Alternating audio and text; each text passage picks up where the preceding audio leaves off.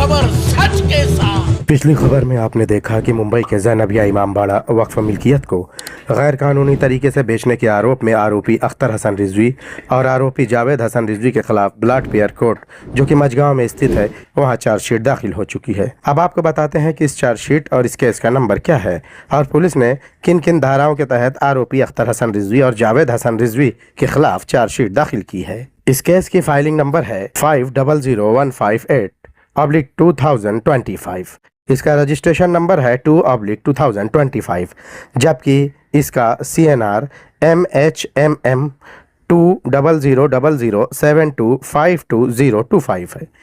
इस मामले में दर्ज FIR नंबर 80/2019 है और जिन धाराओं के तहत केस दर्ज किया गया है उसमें धोखाधड़ी, फर्जीवाड़ा समेत कुल 7 धाराओं के तहत मामला दर्ज किया गया है। और सबसे अहम यह है कि इस मामले में 14 मार्च को सुनवाई शुरू होगी और संभव है कि 14 मार्च को आरोपी अख्तर हसन रिजवी और आरोपी जावेद हसन रिजवी दोनों आरोपियों को कोर्ट में हाजिर होना पड़ेगा। अब आपको बताते हैं कि आखिर मामला क्या है। शिकायतकर्ता आमिर अली पंजवानी के द्वारा 8 मार्च 2019 को मुंबई के एमआरए मार्ग में आरोपी बिल्डर अख्तर हसन रिजवी और उसके भांजे जावेद हसन रिजवी के खिलाफ धोखाधड़ी और सरकारी दस्तावेजों में छेड़छाड़, फर्जीवाड़ा समेत कई संगीन धाराओं के तहत FIR दर्ज कराई गई थी। FIR दर्ज कराने के लिए शिकायतकर्ता को कोर्ट जाना पड़ा और कोर्ट के आदेश से ये FIR एमआरए मार्ग पुलिस थाने में दर्ज की गई। शिकायत में कहा गया था कि पकमोड़िया स्ट्रीट की जमीन पर एक ग्राउंड फ्लोर और 2 मंजिला इमारत है।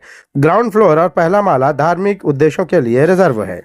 इसमें कहा गया है कि यह वक्फ की संपत्ति है। शिकायत में कहा गया है कि 2010 में ज़ैनबिया ट्रस्ट, जिसके अख्तर हसन रिजवी मैनेजिंग ट्रस्टी हैं, उन्होंने संपत्ति का पुनर्विकास के लिए सैफी बुरहानुद्दीन अफलेमेंट ट्रस्ट को रिडेवलपमेंट की इजाज़त दे दी थी। पंजवानी ने वक्फ की मिल्कियत यानी ज़ैनबिया ट्रस्ट पर सवाल उठाया। शिकायत में उन्होंने कहा है कि संपत्ति अली रजा नमाजी की थी और 1983 में इसे इमाम फाउंडेशन को बेच दिया गया था।